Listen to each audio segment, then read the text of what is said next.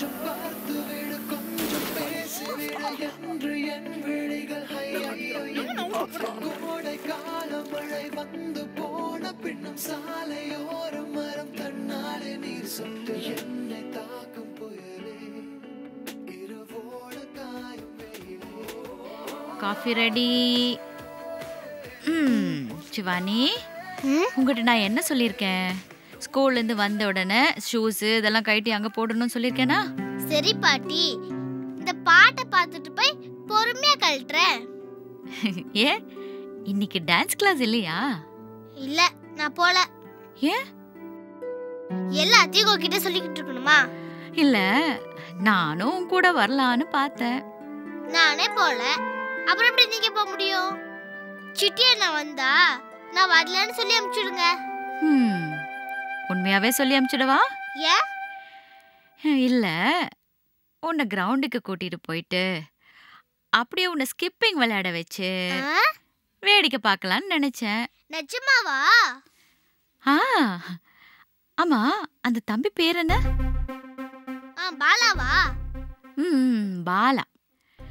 பாலாவை பார்த்துட்டு அவன் கூட பேசிட்டு கொஞ்ச நேரம் ஜாலியா ஸ்கிப்பிங் விளையாடிட்டு அப்புறமா வீட்டுக்கு வரலான்னு நினைச்சேன். நிஜமாவா சொல்றீங்க? ஆமாண்டா, நிஜமா தான் சொல்றேன். நீ போ, சீக்கிரம் ட்ரெஸ் சேஞ்ச் பண்ணிக்க, நம்ம 2 பேரும் கிளம்பலாம். சீக்கிரம் வந்தேன்னா சீக்கிரம் போலாம். அப்புறம் அம்மாவுக்கும் அப்பாவுக்கும் தெரியாம இருக்கணும்ல இந்த சீக்ரெட்? யாருக்கும் தெரியாது. நான் போய் ரெடி ஆயிட்டு வரேன். சரி.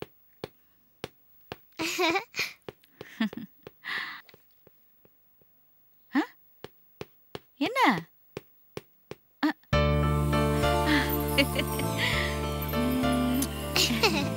சரி, நான் போய் ட்ரெஸ் மாத்திட்டு வரேன். சரிடா.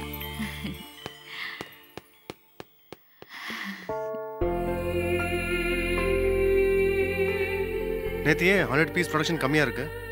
நேத்து மத்தியானம் யோக் தைக்கிறவங்க லீவ் போட்டுட்டு போயிட்டாங்க சார்.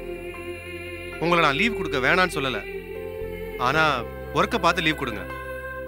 முக்கியமா டெலிவரி டைம்ல லீவ் கொடுத்தீங்கன்னா எப்படி டெலிவரி பண்ண முடியும்? இனிமே கரெக்டா பாத்துக்கிறேன் சார். சங்கீதா, இப்படி டெய்லி ப்ரொடக்ஷன் கம்மியாச்சுன்னா சண்டேல ஒரு ஷிஃப்ட் போடுங்க. Timing is very important. Okay sir. ஆமா, வினோதினி ஆபீஸ்க்கு வந்திருக்காங்களா? வந்துட்டாங்க சார். செகண்ட் யூனிட்டுக்கு போறேன்னு சொல்லிட்டு இருந்தாங்க. சங்கீதா, எனக்கு தினமும் ஃபேக்டரியில் நடக்கிற manufacturing details, log sheet report எல்லாத்தையும் மெயில் அனுப்பிச்சு சொல்லுங்க. எனக்கு டெய்லி அப்டேட் வேணும். இது உங்க பொறுப்பு. ஓகே சார், நான் அனுப்ப சொல்லிடுறேன். ஆமா, அவங்க பொண்ணுக்கு காய்ச்சல்னு சொன்னாங்களே, எப்படி இருக்குன்னு ஃபோன் பண்ணி சொல்லவே இல்லை. காலையில் நான் ஃபோன் பண்ணேன், அவங்க ஃபோன் ஸ்விட்ச் ஆஃப்னு வந்துச்சு. இப்போ எப்படி இருக்கான்? இப்போ பரவாயில்லையா சார்? ஆனா ஒரு மாதிரியா தான் இருந்தாங்க. காய்ச்சல் அதுக்கு காரணம் இல்லைங்கிறது மட்டும் முகத்துல நல்லாவே தெரிஞ்சுது. Good morning sir. வாங்க வினோதினி, உங்க பொண்ணுக்கு காய்ச்சல் எப்படி இருக்கு? பரவாயில்ல சார், சரியாயிடுச்சு. டாக்டர் அழைச்சிட்டு போனீங்களா? இல்ல, அம்மா கசாயம் வச்சு கொடுத்ததுல சரியாயிடுச்சு. அப்புறம் இன்னும் முகத்தை உம்முன்னு வச்சுட்டு இருக்கீங்க? அதெல்லாம் ஒண்ணும் இல்ல சார்.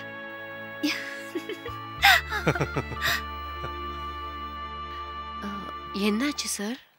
சங்கீதா, இதை நான் ஒத்துக்க மாட்டேன். என்ன சார்? நான் இதை ஒத்துக்க மாட்டேன் சங்கீதா. சார், நீங்க ஒத்துக்கலனா போங்க சார். இல்ல சங்கீதா, இதுல ஏதோ உள்குத்து இருக்கு. நான் உங்கள்கிட்ட கண்டிப்பா பெட் கட்டின மாதிரி 5000 தரமாட்டேன்.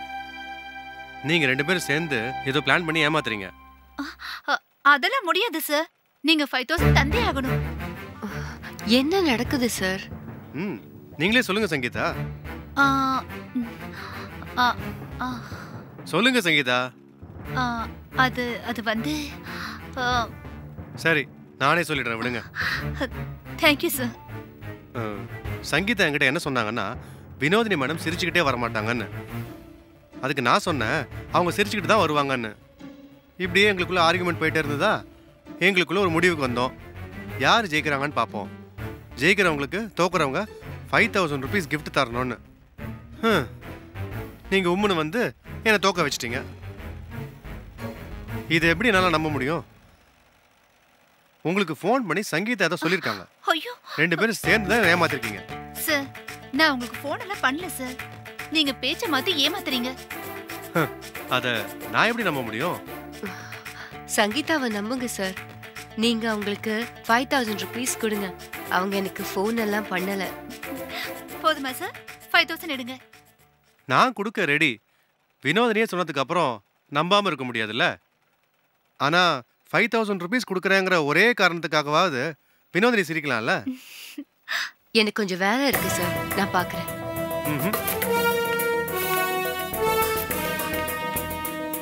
ஒன்றும் பண்ண முடியாது. சார், அடுத்த தடவை ஏதாவது கான்செப்ட் பண்ணீங்கன்னா முன்னாடியே சொல்லிருங்க சார். பேலன்ஸ் பண்ணி வந்துடுறேன்.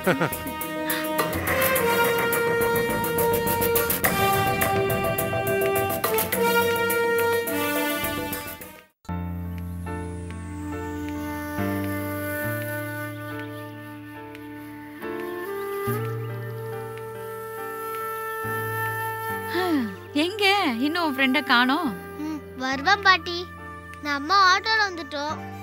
அவன் நடந்து இல்லைன்னா யாருக்கிட்ட லிஃப்ட் கேட்டு தானே வரணும். கொஞ்சம் லேட்டா தான் வருவான். சரி, அவனுக்கு சைக்கிள் ஓட்ட தெரியும்னா சைக்கிள் வாங்கிக்க வேண்டியதானே? சைக்கிளா? அவனுக்கு பைக்கே ஓட்ட தெரியும். அதெல்லாம் விட பைக்கை ரிப்பேர்லாம் கூட பார்ப்பான். ஆனா என்ன, அவங்க அப்பா தான் அவனுக்கு சைக்கிளே வாங்கி தர மாட்டாங்க. அவங்க அம்மா அப்பா என்ன பண்றாங்க? அவங்க அப்பா கவர்மெண்ட் பஸ் எல்லாம் இருக்குல்ல, அதுல டிரைவரா இருக்காங்க. அவங்க அம்மா வேலைக்கு போவாம வீட்ல இருந்து அவனை பாத்துக்கறாங்க. ஹாய் சிவானி.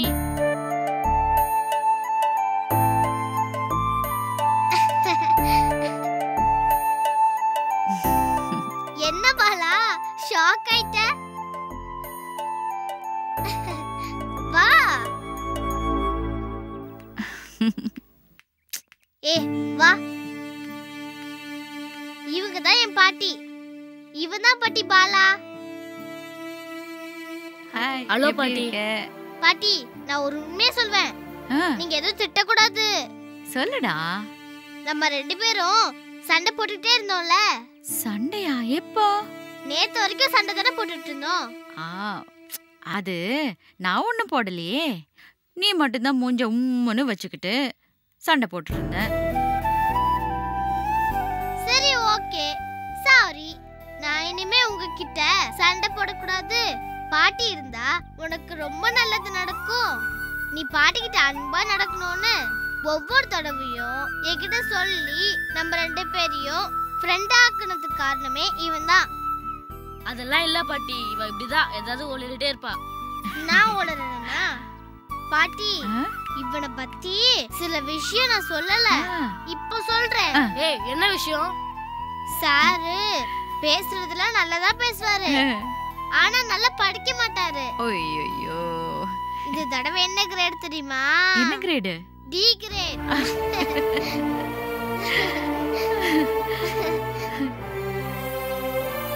ஒரு நாள் அவனோட நோட் எடுத்துட்டு வர சொல்லி பாருங்க. இங்கிலீஷ் தான் எழுதி இருப்பாரு, ஆனா நீங்க பாக்குறப்ப பிரெஞ்சு மாதிரி இருக்கும். அவ்வளவு ஸ்பெல்லிங் மிஸ்டேக் கூட கிறுக்கி வச்சிருப்பாரு.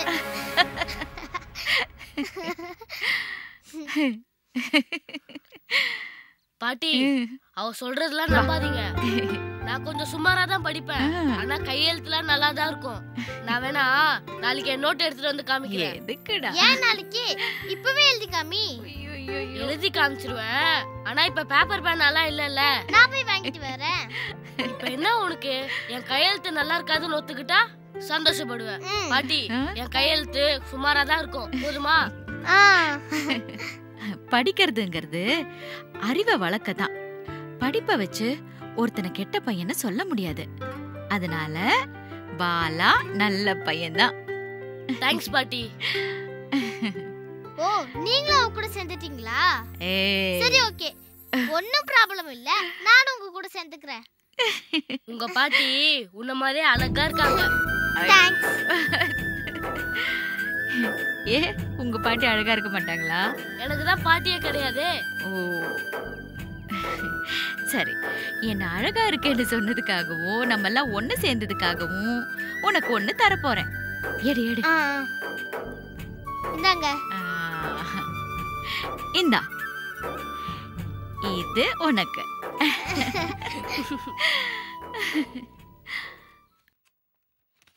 அப்பா நான் வரேன்ப்பா. என்னடா இன்னைக்கு கிரிக்கெட்டா? ஆமாப்பா. சரி கரெக்டா விளையாடணும்டா. சரிப்பா. என்ன பத்ரம். டேய், சரி பை. போலாம் வா. பைப்பா. Take care.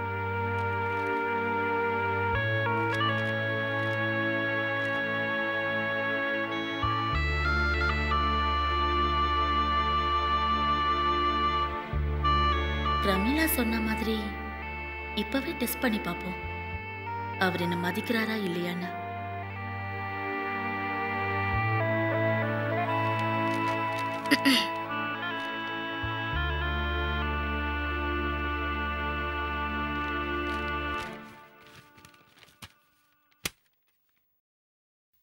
என்னங்க? என்ன? எனக்கு இந்த வாரம் வெள்ளிக்கிழமை மீட்டிங் இருக்கு. அது எதுக்கு என்கிட்ட சொல்ற? இத்தனை நாள் என்கிட்ட சொல்லிட்டு தான் போனியா? அதுக்கு இல்லைங்க, இப்ப மீட்டிங் நடக்கிறது கோயம்புத்தூர்ல. அங்க நான் கண்டிப்பா போகணும். ஓ, அதான் என்கிட்ட பர்மிஷன் கேக்குறியா? ஆமாங்க. நீ கோயம்புத்தூர் போக வேண்டாம். ஏன் போக வேண்டாம்? என்கிட்ட பர்மிஷன் கேட்டல, அதான் போக வேண்டாம்னு சொல்லிட்டேன். இதுக்கு ரீசன்லாம் சொல்ல முடியாது. எல்லாத்துக்கும் ரீசன் ஒண்ணு இருக்குல்ல, அது ஏன் என்னன்னு சொல்லுங்க. உனக்கு என்ன ரீசன் தானே? முதல்ல நீ பண்ற இந்த மார்க்கெட்டிங் பிசினஸ் எனக்கு சுத்தமா பிடிக்கல. ரெண்டாவது நீ தனியா போறது சேஃப் இல்ல.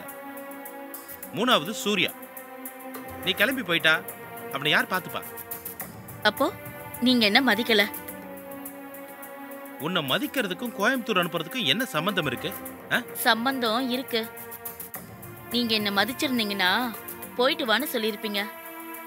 நீங்க சொல்ற ரீசன் எதுவும் பெரிய விஷயமாவும் இல்ல, நம்புற மாதிரியும் இல்ல. இப்ப நான் என்ன பண்ணணும்? நீங்க ஒன்னும் பண்ண வேண்டாம். நீங்க பண்ணதெல்லாம் போதும். இத்தனை வருஷமா நான் எவ்வளவு ஏமாந்தவளா வாழ்ந்திருக்கேன். ஒரு வார்த்தை போயிட்டு வா, அங்க சேஃப்டி இல்ல, நானும் உன் கூட வரேன்னு சும்மா ஒரு வார்த்தை சொல்லியிருந்தா நான் வேணான்னு போயிட்டே இருந்திருப்பேன். என்ன வாழ்ந்து என்ன பிரயோஜனம்? சட்டியில என்ன இருக்கோ அதான் அகப்பையில வரும்னு பெரியவங்க சும்மாவா சொன்னாங்க? எது கேட்டாலும் இல்ல, வேணாம், கிடையாது. ஒரு வார்த்தை கூட ஆறுதலா பேசுனதா சரித்திரமே கிடையாது. ச்சே.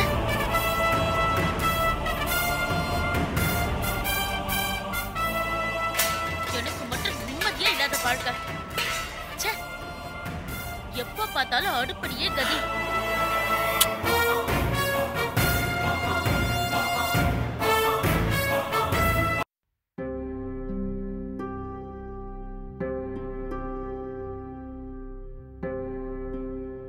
அம்மா எந்திரிமா. அம்மா இப்ப என்ன வேணும்டா உனக்கு? நானே தலைவலிக்குதுன்னு படுத்துட்டு இருக்கேன். உனக்கு கொஞ்சம் கூட என் மேல அக்கறையே இல்லம்மா. என்ன உன் மேல அக்கறை இல்ல? முதல்ல ஏந்திரி சொல்றேன். உன் தொல்லை தாங்க முடியலடா. என்ன சொல்லு? அடுத்த மாசம் என்ன மாசம்? மார்ச். மார்ச்ல என்ன வரும்? மார்ச்ல இதுக்குதான் இப்படி தொல்லை பண்ணிட்டு இருந்தியா? உன்னோட பர்த்டே போதுமா? என்னம்மா என்னோட பர்த்டேன்னு சாதாரணமா சொல்லிட்ட? வேற என்ன பண்ணணும்? ரோடெல்லாம் போஸ்டர் ஒட்டி, தோரணம் கட்டி, பெரிய திடல்ல 50 கிலோ கேக் வச்சு வெட்டி மைக்ல சொல்லட்டுமா? ஆமாமா அப்படிதாம்மா சொல்லணும். ஆனா நம்மளால அந்த அளவு கொண்டாட முடியாது. கொஞ்சம் சிம்பிளா வீட்டுக்குள்ளேயே வச்சு கேக்க வெட்டி கொண்டாடலாம். அதெல்லாம் பிறந்து 2-3 வயசு வரைக்கும் பண்ணலாம். இப்போ உனக்கு வயசு என்ன ஆகுது? அம்மா ஒன்னும் தெரியாம பேசாதம்மா. இப்பெல்லாம் 80 வயசுல பிறந்த நாள் கொண்டாடுறாங்க. நான் கொண்டாட வேணாமா? ஒன்னும் தப்பில்ல, ஆனா காசு வேணும்ல. உங்க அப்பா கிட்ட உன் பிறந்த நாள் விஷயத்த சொல்லி அவனுக்கு ட்ரெஸ் எடுக்கணும்னு சொன்னதுக்கே ரொம்ப கஷ்டமா இருக்குன்னு படுத்துட்டாரு. இதுல எங்க உனக்கு கொண்டாட போறாரு? அதெல்லாம் எனக்கு தெரியாதுமா. இந்த வருஷம் எனக்கு பிறந்த நாள் கொண்டாடியே ஆகணும். அப்படியா? சரி, உங்க அப்பா வர டைம் தான். வந்த உடனே நேரா அவர்கிட்டே கேளு, என்ன சொல்றாருன்னு பாப்போம். பார்க்கலாம் பார்க்கலாம்.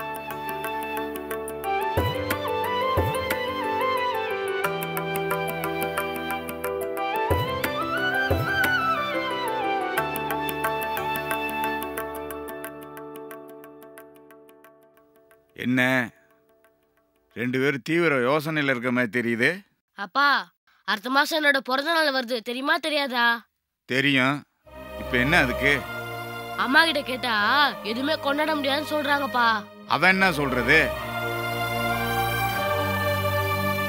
நான் சொல்றேன், அதெல்லாம் கொண்டாட முடியாது.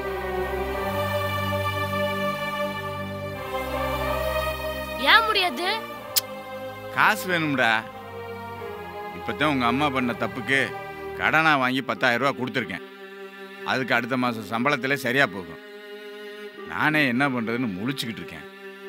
பிறகு எங்கிட்டு கூடி காசை ரெடி பண்றது?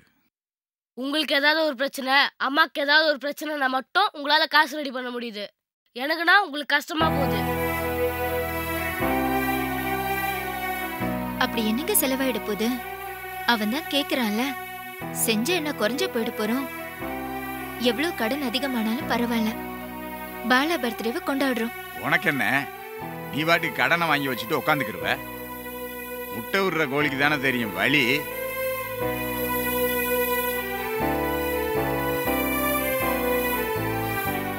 தேவையில்லாத ஆடம்பர செலவுகளை பண்ணி கடனாளியா வாழ்றதுக்கு எதுவுமே கிடைக்கலங்கிற ஏக்கத்திலே வாழ்ந்துட்டு போயிடலாம். அதுதான் நம்ம உடம்புக்கு ஏத்துக்கிறோம். கடன் கஷ்டம் இதெல்லாம் உங்களுக்கு எனக்கு வேணா தெரியும், ஆனா அவனுக்கு தெரிய வேண்டிய அவசியம் இல்ல. புள்ளைய பெத்துட்டா கடமையை செஞ்சுதான் ஆகணும். இவன் வயசு பசங்கள்லாம் பிறந்த நாளை கொண்டாடுறப்ப இவன் மட்டும் வேடிக்கை பார்த்துட்டு நிப்பானா? கடமை எல்லாம் எப்படி பண்ணணும்னு எங்களுக்கு தெரியும். நீ உன் வேலையை பாரு. ஏண்டா படிக்க சொன்னா மட்டும் உனக்கு வலிக்குது? பிறந்த நாள் கொண்டாடுறதுக்கு மட்டும் இனிக்குதாக்க? முதல்ல நல்ல மார்க் வாங்கி நல்லா படிக்கிறதுக்கான வேலையை பாரு. அடுத்த வருஷம் சிறப்பா கொண்டாடிக்கலாம்.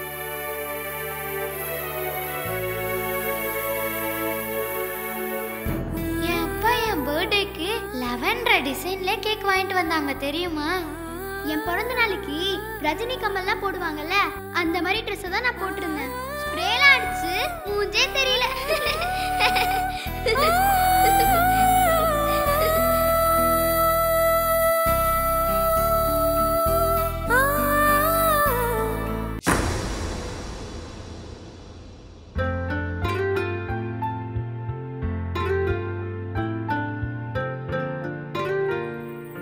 அப்பா, புக்ஸ் படிக்கிறதுனால என்னப்பா யூஸ்? உன்னோட கிரியேட்டிவிட்டி வளரும், நிறைய எக்ஸ்பீரியன்ஸ் கிடைக்கும், உன்னோட ப்ராப்ளம்ஸ் எல்லாத்தையும் ஈஸியாக ஹேண்டில் பண்ண முடியும். இந்த மாதிரி நிறைய யூசஸ் இருக்கு. அப்ப புக்ஸ் படிச்சா டைம் வேஸ்ட்லாம் கிடையாதா? அப்படின்னு உனக்கு யார் சொன்னா? எங்க ஸ்கூல் மிஸ் ஒருத்தவங்க கதை புக்ஸ் எல்லாம் படிச்சு டைம் வேஸ்ட் பண்றதுக்கு ஸ்கூல் புக்ஸ படிச்சா நிறைய மார்க்ஸ் கிடைக்கும்னு சொன்னாங்க. நான் உன்கிட்ட என்ன சொல்லிருக்கேன்? எது படிச்சாலும் மனப்பாடம் பண்ணாம புரிஞ்சு படிக்கணும். கரெக்ட்? ரைட். அதனால எந்த புக்ஸும் டைம் வேஸ்ட் பண்ணாது. ஆமால. அப்பா, நான் பாட்டி ரூம்ல போய் படுத்துக்கிறேன்.